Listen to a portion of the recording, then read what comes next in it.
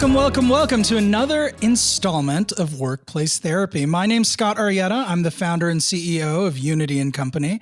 It's a consulting firm that leverages a strategic understanding of human experiences to help organizations unlock best-in-class business performance. I'm joined today by my co-host, Skylar Lewandowski. She's our director of special programs at Unity & Company. She's also one of our senior consultants that specializes in DEI and leadership development. And today we're going to be talking about two of the most dreaded words that a leader can hear: change management. Now, most jobs are ever changing. It's really the only constant. We have to improve efficiency. We have to get a new vendor. We have to go after a new customer. We have to launch a new feature. And yet, despite how ubiquitous change is in our work lives, we still just fucking suck at it. I don't think this is just at work either. I think we all struggle with the paradox that change, like you said, is the only constant. We want routine and stability, and then we get immediately stuck and we want something new and exciting. And I think we generally like change when we're the ones controlling it. But I guess that's a control issue, not really a change issue. Right. But I think with change in our jobs, we're rarely the ones who have made that decision, which makes us feel slighted and like something was taken away from us. I mean, usually most change management is done instantaneously from the employee perspective. You get a ominous invite for a meeting an hour before to the whole team with a subject line that says team update. And you have no time to even process what change is even coming. Yeah. Oh my God. I've been there so many times where my Slack blows up the second that an invitation is sent out. And there's something vague like team update or company all hands, but the company all hands is 24 hours from now. You're or even worse, intraday, the company all hands is 3 hours from now. And it's everybody's oh my God, is this the next wave of layoffs? Are we losing a senior member of our leadership team? Yeah, it can be really traumatic.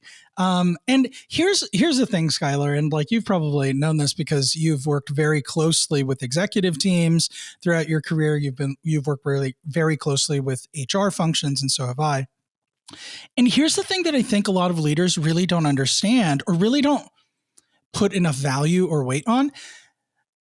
So most change isn't as kind of knee-jerk reactive as it feels to 90% of the company, right? And that's because most companies at least put a little bit of thought into large sweeping changes that will affect everybody in the organization. And so more likely what's been happening is there's a small group of people who have been talking about the need to change and designing the change that's actually going to happen. And they've been doing that for days or weeks or months before any announcement, big or small, is made to the rest of the organization.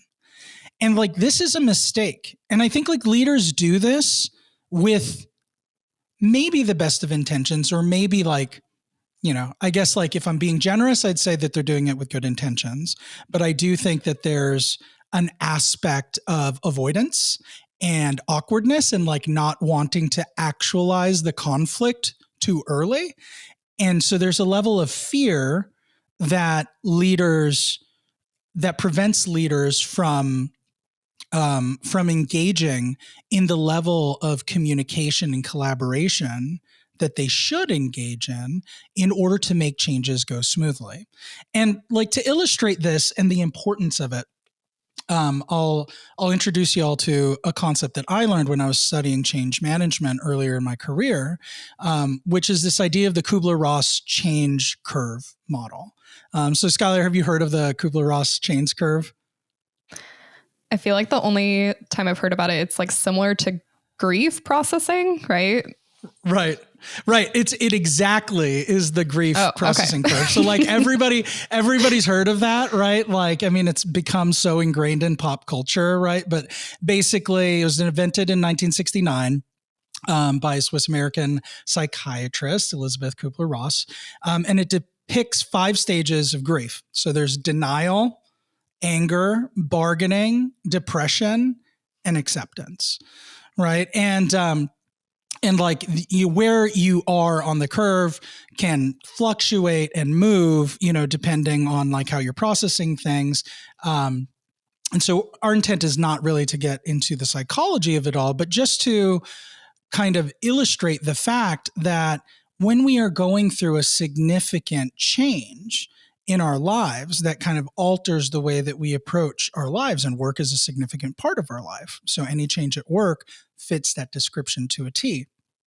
There is this curve that we go through before we are fully kind of like accepted, or before we have our heads wrap around that idea.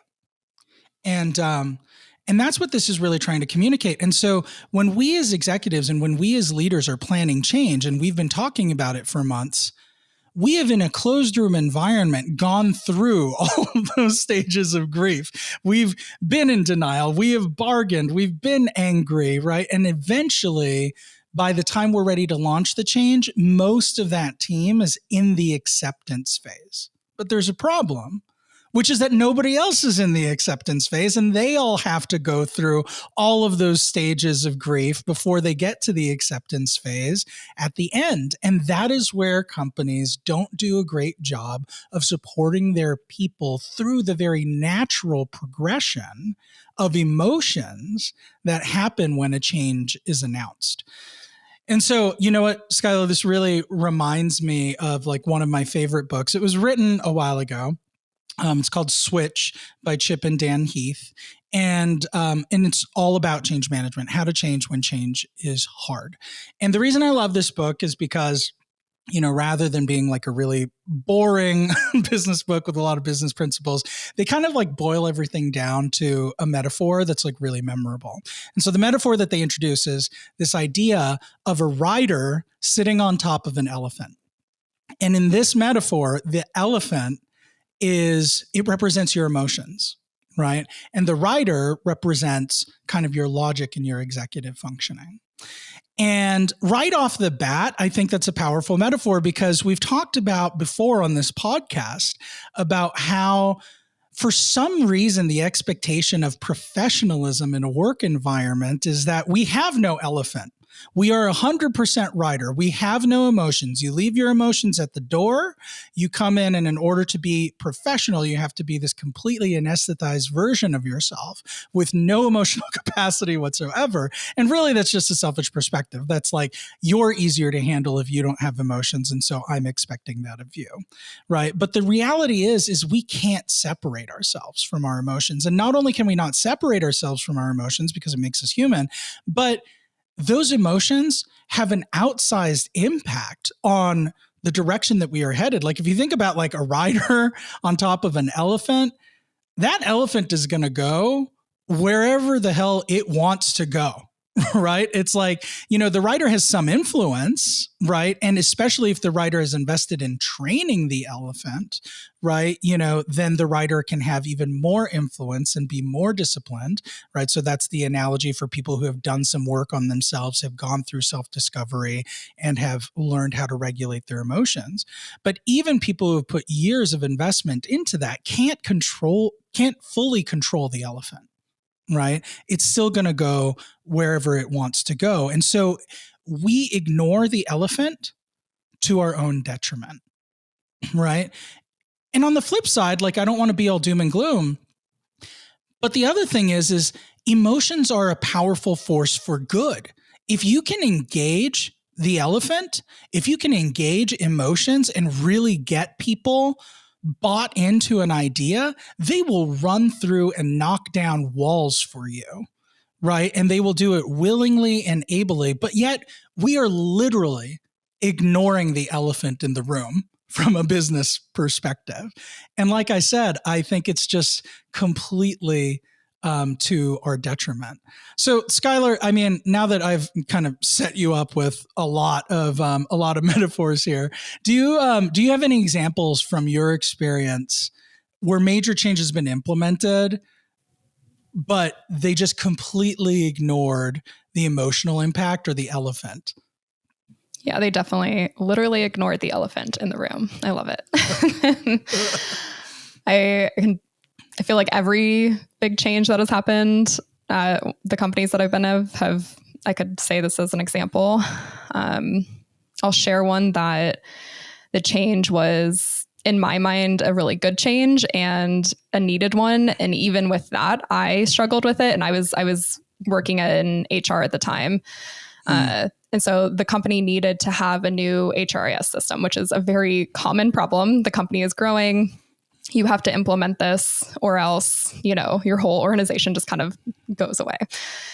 So it was going to create efficiency across the organization. It was going to keep the employee data much safer. It was going to, in a lot of cases, provide more features than the current software that the teams were using. But the way that they rolled it out was just like, this is pragmatic. This is going to create efficiency. This is it. Here you go. This is best in class. And people reacted really poorly. It was like pulling teeth. We couldn't get people in the room to discuss the transition. We had to pay, consultants so much money just to try to get people on board. And even the consultants were like, this is really bad because people are just so against this change. And I feel like people resisted to the point where they didn't put in the effort to like come up with, watch out for this during the change. And so it made the transition basically like a house on fire situation every single minute of the change, when really it was a good change and it needed to be done. And it could have, if I think the leadership had just said, you know what, this is a really tough change and this is like going to be what's good for the company, but like, let's come together and like say, our feelings and say like, this is going to be a frustrating process. Cause I think they approached it too, like, this is going to be quick and easy and like, nothing's going to matter. And it was like, no, that's never the change. That's never the how it happens with a new HRIS system. So 100%. It reminds me of, one of the more surprising aspects of change management that I learned about early in my career, which is the importance of, communicating the expectation that some sort of failure is inevitable, right? And it's like, it feels like hard to even say, right? Because like we are conditioned to believe that it's like, nope, we're turning a blind eye to failure. We're not even letting it enter our mind, right? We are going to power through and it's going to be successful. And so I think, trying to extend the benefit of the doubt to the leaders at the company that you were working with at the time, I think maybe they thought they were approaching it with good intentions, right? They were trying to gaslight people into thinking that this was going to be like an easy process. But in reality, what's actually more empowering is a message that's kind of more like, hey, like this is a massive change. And we have confidence that at the end of the day, it's going to yield huge benefits. It's going to benefit everybody. But we acknowledge that this is hard. And we acknowledge that like, we're not going to get it right off of like, version 1.0, right? Like there's going to be like some bumps in the road, right? And it's going to create some pain in the short term. And we thank you in advance for supporting us through that pain. Your feedback is invaluable. Like we need you to help it be less painful. And so we're engaging and recruiting you to kind of join the cause. But like that resonates, I think, a lot more when you're just honest with people about the fact that it's not going to be sunshine and rainbows, right? And we know that it's hard and we know that we're in some ways doing this to you and we're grateful for your resilience, right? And to the extent that, to your point, Skylar, that you still have reservations that you want voiced, we have forums for that too. We are not scared of your feedback. We are not afraid of your emotions. We understand that it is a natural part of doing business, of interacting as human beings, honestly. Yeah, I mean, you're totally right that the way that the leadership approach it was like, there is no failure. I think I remember slides being like this, failure is not an option, was probably written on the slide. And so it was, they definitely did not give any indication or time to the employees to kind of wrap their heads around it. Do you have a change management story that I do? I have one that I prepared for you ahead of time, but I want to tell you a funny story because you just triggered it in me right now. This happens frequently when we podcast together, Skylar. I just kind of go off script. Okay. So I was in a meeting. This is a change management story in and of itself, where we were trying to do a platform migration. So I was at a company where we had built one version of the platform. Like there were fundamental things about the back end of that platform that were like no longer kind of meeting our use case. And so we needed to retool the whole platform and migrate all of our user data over to the new platform. And it had taken us years to migrate like 3% of users from one platform to another.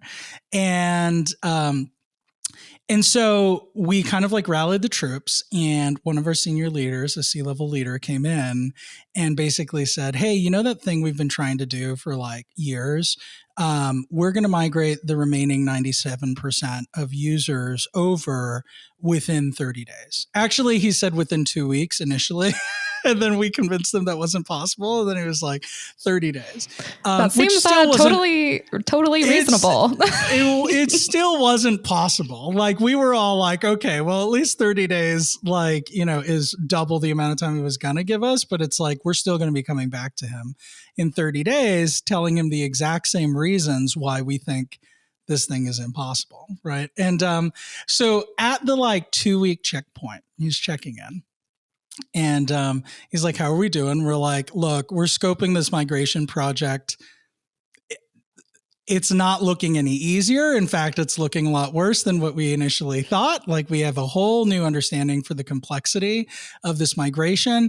Like we're thinking it's going to be at least 4 months before we can like resolve this, even to just like a minimum viable product perspective. And so he takes out his laptop and he plays us a video of Apollo 13.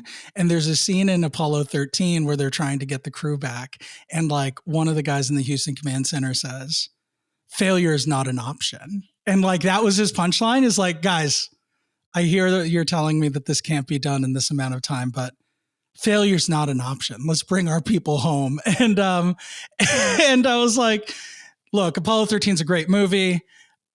Like I get that sentiment, like I really do.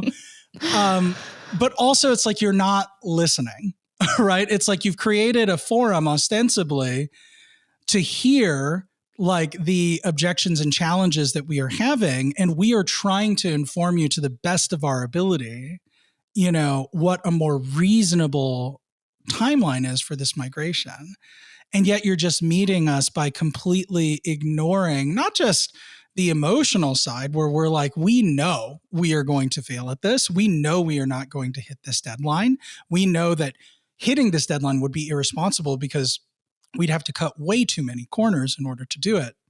And instead of acknowledging and engaging with that, the answer was, failure is not an option. Watch this clip from Apollo 13. I'll see you guys later. You know, and that's a great example of how not to lead through change management and how not to engage the elephant. But that's not the main story. Okay, so the main story I wanted to tell you was actually a story of a time where things I think did go really well. And so I've told parts of this story before on the podcast, but there was a time in my career where I was leading a large operations center for a tech-enabled fashion retailer. And I've mentioned before, this was one of the best jobs I've ever had, really great culture. One of the things that made the culture so great was, so I was hired to run their Austin-based operations center. And the first day that I walked into their operations center, it's a call center essentially, but they weren't taking calls. It was basically like email support was what most of the headcount was doing there. And I walked into the office, and it's this gorgeous building in downtown Austin. And when you look at like the interior design of the place, it looks like they hired an interior designer from like West Elm to like come in and like fully furnish the place, paint the walls, put art everywhere. It was gorgeous, like a beautiful place to be, right? And there were like chaise lounges and couches and armchairs like all throughout the building. And you would see these, customer service representatives, like, answering, like our clients very casually, like on the couches, and just like everybody seemed like really happy and light and airy. And there were like free snacks. It was like the peak of like, that whole like startup perks kind of environment. I'd never seen anything like it. Like most times, like, I don't know how many people have been into a contact center, but like most contact centers are really, it's very clear that they're cost centers, right? Like there's like gray walls of broken dreams, like cubicles, like all around the floor. I was going to say, that is not my experience of being in a call center. It was like dark windows. There's no light coming in. It's like a casino, basically. Like they won't let you even look at the outside world in case you run away. Oh my God, Skylar. I mean, like we've seen some gnarly stuff, Skylar, like as we went like across the world, like in like sourcing contact centers together. Like there were definitely some gnarly kind of like working conditions. But yeah, it's really like cram as many people as close together as possible. You're not allowed to leave your desk during work hours. And it's like, dim and artificial lighting. And it's like, it's really just kind of like what's it called? I don't want to say a sweatshop, but like a sweatshop, it's like, let's crank as much productivity out of you as we possibly can. This was not that, which was just a great indication of their overall culture. And so I joined this company about a year before they had planned to go public. And as part of getting ready to go public, one of the things that we had realized is because we're delivering fashion through a tech platform, relationship was really important. We didn't have like sales representatives on the floor that would like help you make your personalized buying decisions, right? Like all of those engagements were virtual, right? And so we really needed a higher touch service model to make our customer relationship stickier, to encourage people to continue to do business with us. And email just wasn't cutting it. It's like very non-responsive. It would take several hours, like to kind of go back and forth. Multi-touch conversations were really frustrating. You couldn't really read into tone of voice inflection and stuff like that. And so we decided that one of the things that we could do to increase the effectiveness and efficiency of our service model was to implement multi-channel support, which meant adding phones and chat communications to our mix. So not just email anymore. And so that's a big change, right?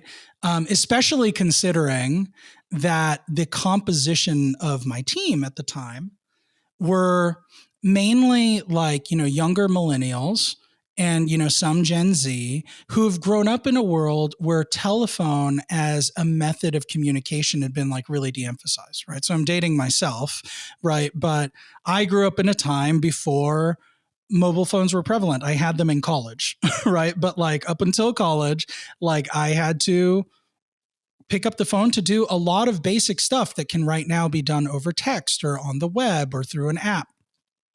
And so I have a degree of comfort with the phone, and my generation has a degree of comfort with the phone that is not as common for these younger generations.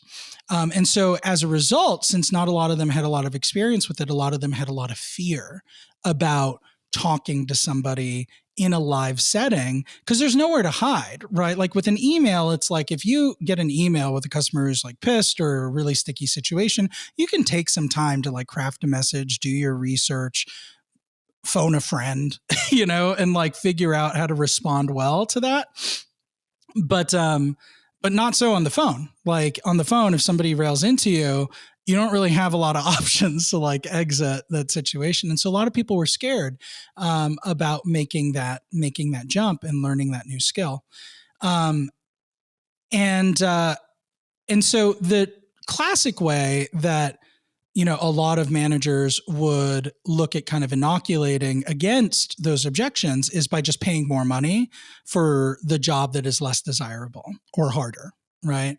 But the company I work for, also a very good thing about this company, but was hard for me to navigate, was they really believed in pay transparency and pay equality. And the way that they did that was everybody in the same job grade got the same, or not job grade, but the same job grade within the same job family, got the same compensation.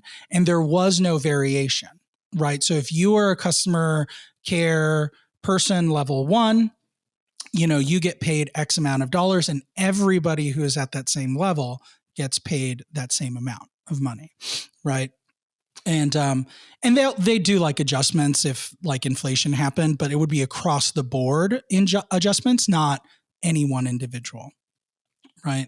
And so I went to go get the job graded and tried to shoot for like a higher job grade, but in working with HR, it didn't qualify as a higher job grade. It was technically within the same parameters as the rest of the job. So I had no compensation to give, right? To kind of entice people to join this team. But I needed a team of like 10%. Of like 10% of my agents needed to become these multi-channel agents in order to meet our forecasted demand. So like, how was I going to do that, right? How was I going to incentivize this group, like 10% of this workforce, most of whom were terrified of the phones and terrified of synchronous communication, to do this thing? Well, it all came down to change management. And honestly, most of our strategy came down to engaging the elephant, right? Engaging the emotions. So the first thing that we did was we made an announcement that this change was coming. And we told people, like, this is what we're thinking. We did it in an all hands environment. We took a Q&A.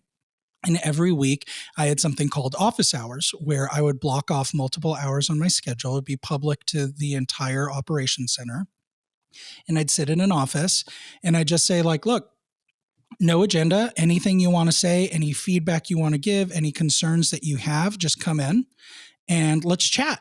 And while we were launching this, like, my managers that reported to me were like, I don't know that anybody's going to come, Scott. And I was like, well, maybe I'll entice them with like donuts or cookies or something. And I did. But tons of people came. Like, we would have like 10, 15 people like per session. And I was like really encouraged, but I was like hearing about like all of their perspectives, like what they were concerned about, but they had a forum to like talk about that stuff.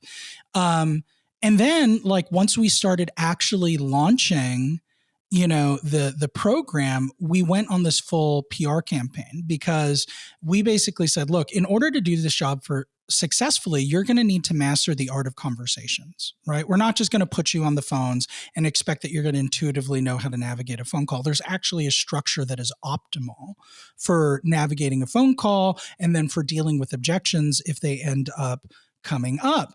And because of that, you're going to feel in control. You're not going to feel as scared. Like, it is going to be a skill set where regardless of the situation, you are going to know what to do next. And it doesn't just apply to the job that you do for us.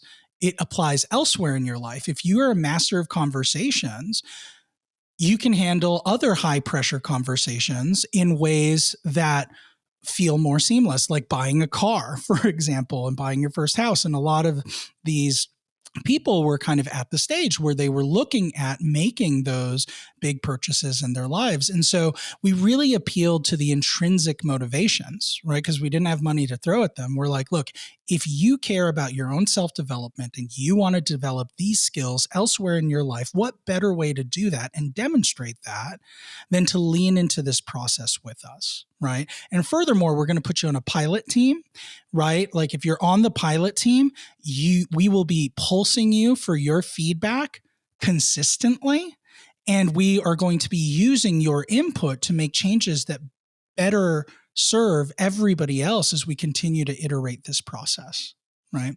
And then in addition to that, like, we ended up like buying just sweatshirts for this team, and like they walked around like really proudly with them and said like multi-channel customer experience, right? And it worked almost too well, because people were like super jealous. They're like, why does this team get all this stuff? And it's like, well, because they're leaning into the process. They're facing their fears. They're taking on like more uncertainty, in order to advance their self-development, but also kind of like advance our organization and like what it is that we're hoping to accomplish.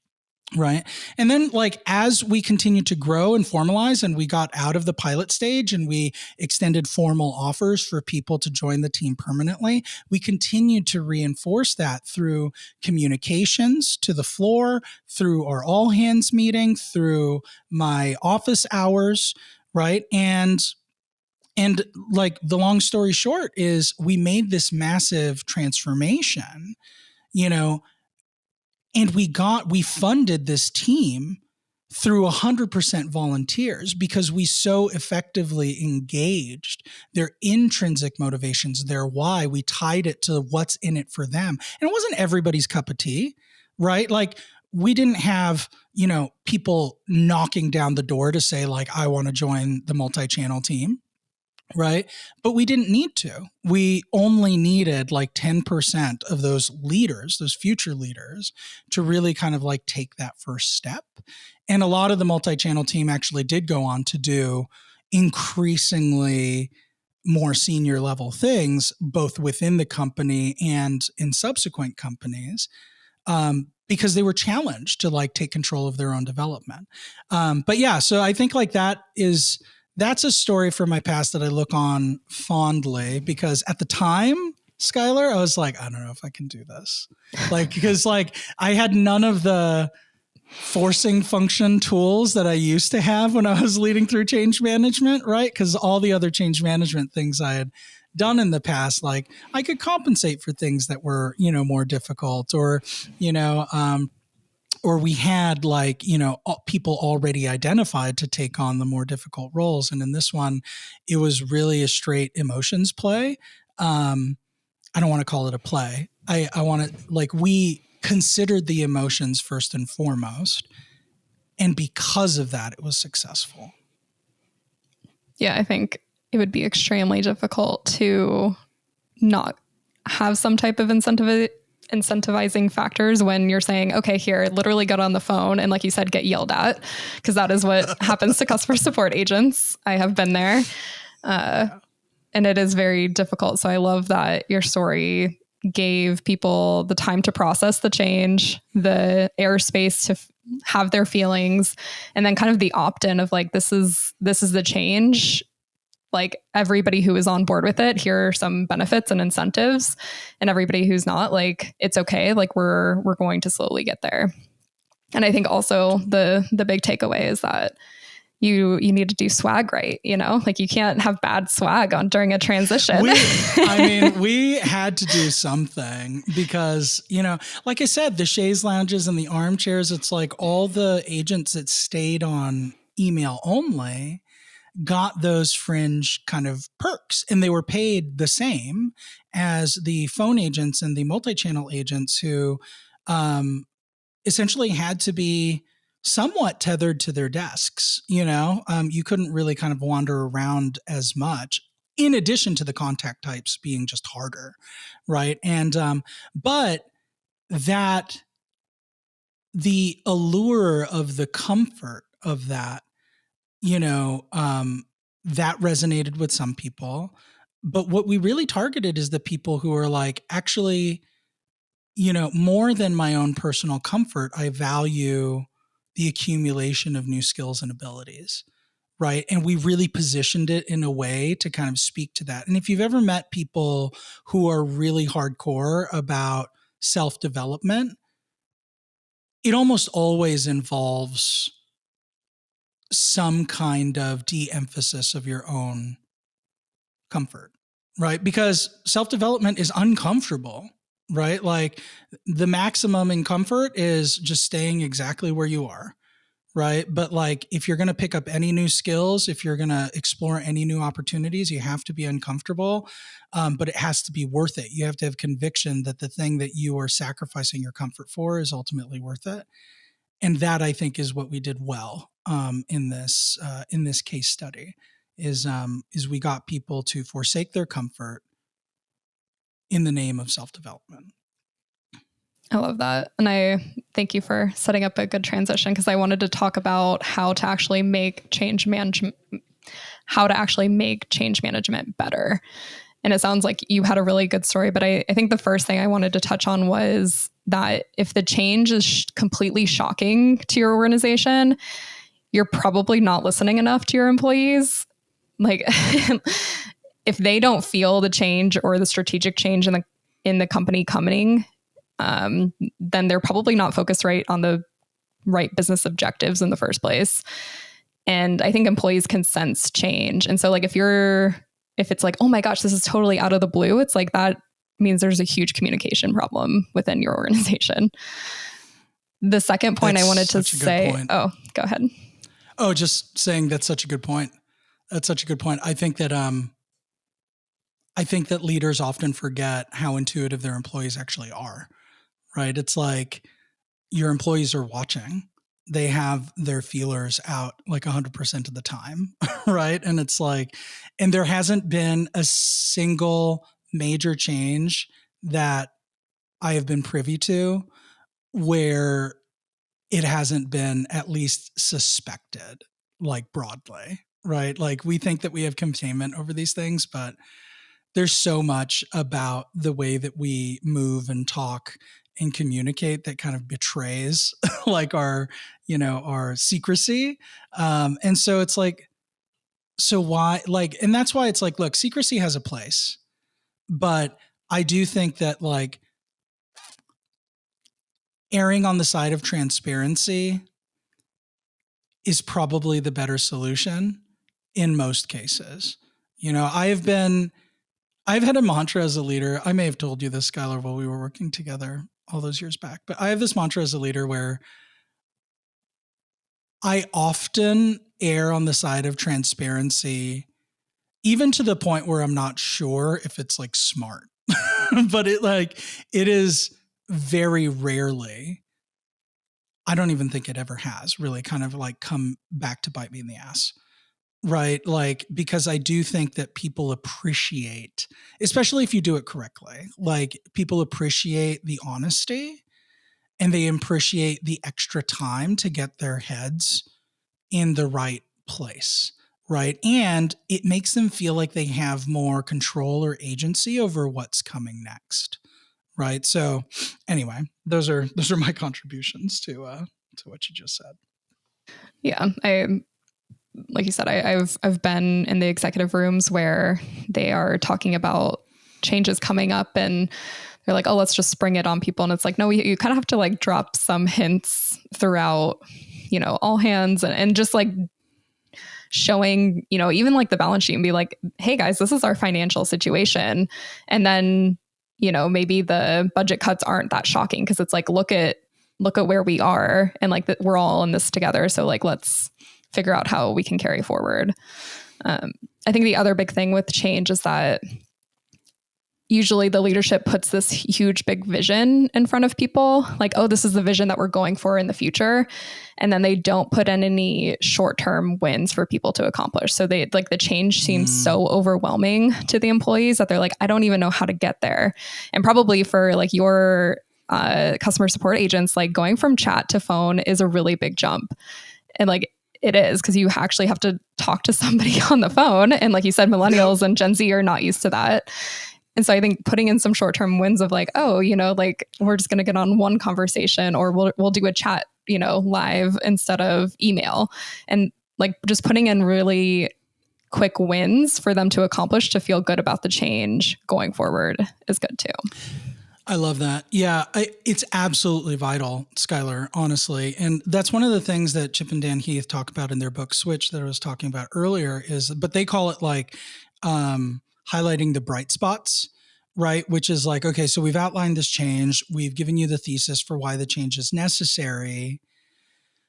But rather than just drop the ball there and say, okay, go do the thing now, right? Like you need to shine a spotlight on the people who are doing those things well, right? Typically at the ground level, right? And you need to kind of put it on a pedestal. So like with the multi-channel team that I was talking about earlier, part of why the hoodies were so effective is it was a piece of us putting them on a pedestal and saying like, look at these guys, right? Like they have set themselves apart. They've sacrificed their own comfort, right? They have leaned into the risk, and that's admirable. And they're doing it not only for the betterment of themselves, but for the betterment of how we serve our clients and for the betterment of the company. So good on them for having the courage and strength to do those things. And then we were very intentional in future all hands meetings to make sure that we were telling at least one success story from the multi-channel team and how the presence of that new service channels was leading to better outcomes than we could ever facilitate through an email only service model. Right. And so because of that, you really kind of reinforce, the virtue of the people who are helping you drive the change. You're not just patting yourself on the back as a leader for thinking of the change, because that's not the hard work. The hard work is the middle managers, the line managers who have to connect purpose to action. They have to say, okay, this is the vision that our execs have set out. These are the actions that you guys are going to do. And I want you to know that we see you. Right. And then the people who are ultimately doing the hardest work are the people on the front lines who are having to execute the change.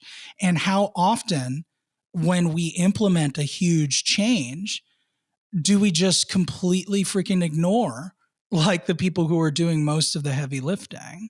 And then we wonder, why aren't we winning hearts and minds? Why are people complaining? Man, our people must just be so disgruntled. They need a training on how to be more resilient in the workplace. And it's maybe you need to look in the mirror first, and that would be a great place to start. All right. Well, sorry to end this conversation abruptly, but Skylar and I recorded the entire episode and realized that there was a ton of content to get through. And so what we're going to do is split this into a 2-part series. So we're going to end the conversation here for today and pick the conversation back up next week, where Skylar and I will be discussing specific things that companies can do to prepare better for change management at the organizational level, the managerial level, and at the individual level. You're not going to want to miss it. We hope to see you next week.